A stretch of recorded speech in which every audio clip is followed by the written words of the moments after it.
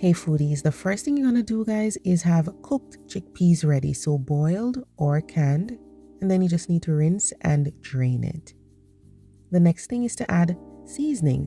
Now sometimes I just go ahead and add the seasoning to the pan, but this time I added it to the chickpeas. I have curry powder, cumin, all-purpose seasoning, coriander powder, cinnamon powder, and turmeric. I don't always use, cinnamon powder, but I just wanted a little bit. You can leave it out if you're skeptical, all right? So stir all of that together and then set it aside. As I said before, sometimes I just add all these spices to the oil. Now I get my pan ready and I have coconut oil in here. You can use whatever oil you like.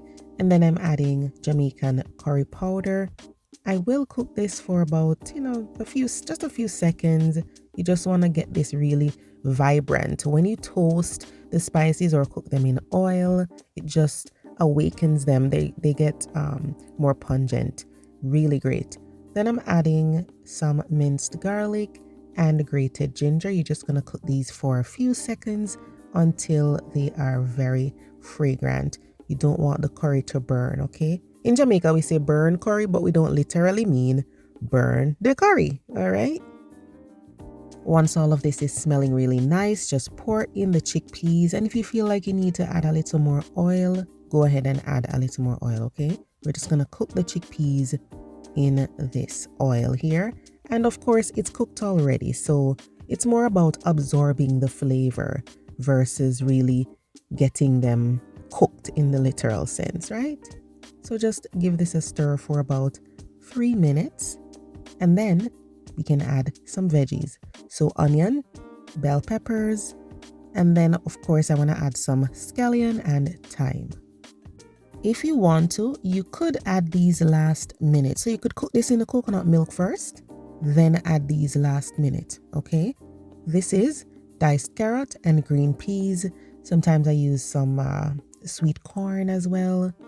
And I'm gonna add crushed allspice berries for flavor and give this a stir. So if you feel like you just wanna add everything and let it simmer, just leave it alone, you can do that like I'm doing today. Or you can add the veggies last minute if you prefer, okay?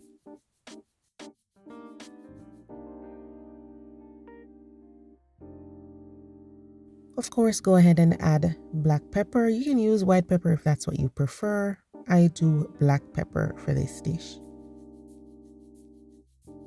Now we need to simmer this in some delicious coconut milk, or you could use coconut cream mixed with some water. It depends on what you have at home, right? If you have just a little bit of coconut milk, then you can add some water to stretch it, But if you have lots, then you can use mostly coconut milk. Then for some flavor and a little heat, add your Scotch bonnet pepper and allow this to simmer just until you're happy with the thickness of the sauce. And that's it. Give it a taste. Season if you need more seasoning, and you are good to go. That's it. This is one of those dishes where it's easy to hide the veggies from the kids. Let it simmer down in that delicious coconut milk, and then they'll eat it without even knowing that they're having lots of veggies. But if you prefer, you can add the veggies last minute. But that's it, coconut curry chickpeas. You can have it with roti, some naan, some white rice, anything you love. Let me know how often you cook this dish. It is so simple. And I know a lot of you know about this dish because I already have this on my channel, but I made it again and wanted to share it with you guys. So let me know if this is one of those staples in your kitchen. See you next time.